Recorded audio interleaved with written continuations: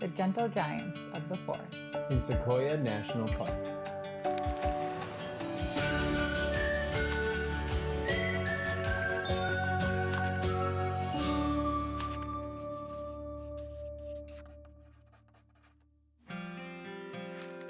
We left Kernville early in order to get in a full day at our next destination, Sequoia National Park. The drive into the park was long and windy, but the further we drove, the bigger the trees. We pulled off the drive for a couple of sites, like a beautiful valley view or Tunnel Rock. But our main goal that day was to see the trees. I had been dreaming of seeing these trees since I was a little girl, and that dream was finally coming true. I'm not gonna lie, I cried a little when I saw them. She really did. We had a lot we wanted to see in this park, and only so much time. So we stopped by the Visitors Center to get some more information. And that right there is a perfect National Park pro tip. Visit the Visitors Center. It may sound like a total no-brainer, but you never want to miss an opportunity to get some expert advice. When time allowed, we even got in the habit of visiting twice, once on the way into the park and again on the way out. Our purpose of our first stop was to help with our itineraries. What did we want to see? What were the highlights? We wanted to make sure that we got the most out of each park. And certain day of information you can really only get at the Visitor Center. Things like road closures or detours.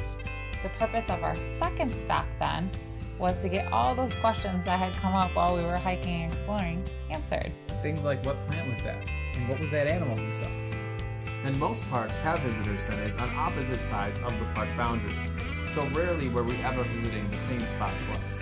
This particular stop was very helpful as we had multiple trail options and we wanted to know which one would offer us the best highlights. From the visitor center, we hopped on a shuttle to Crescent Meadow. Once we were dropped off, we explored every tree we possibly could.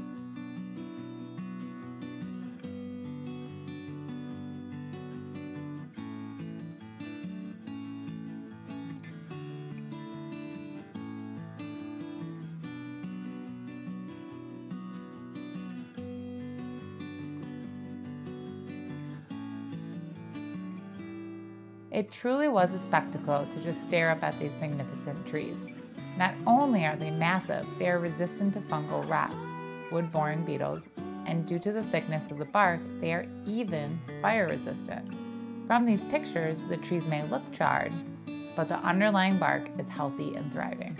In fact, controlled burns are a good thing. Fire plays an important role in the life of a sequoia by clearing the ground floor from competing plants, enriching it with nutrients, and it encourages the opening of cones for seed release.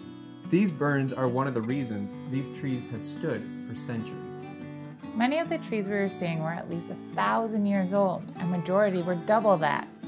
We simply couldn't end our tree hike without stopping at General Sherman Tree, the largest sequoia.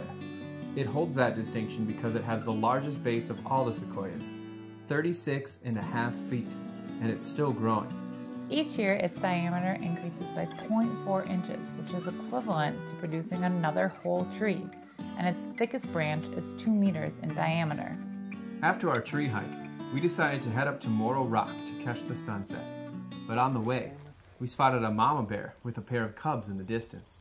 We stopped to snap some pictures, but as we did, we snapped one too many twigs, and it didn't take long for the cubs to scurry up a tree, leaving Mama at the base to fend off danger.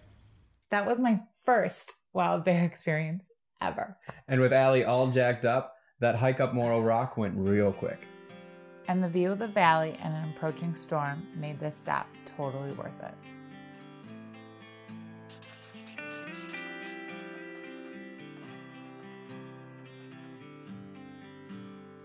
We hope you found these trees as inspiring as we did. For more adventures like this one, make sure that you hit subscribe.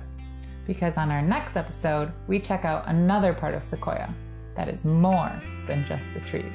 And until then, make sure that you get out there and explore by taking the scenic route.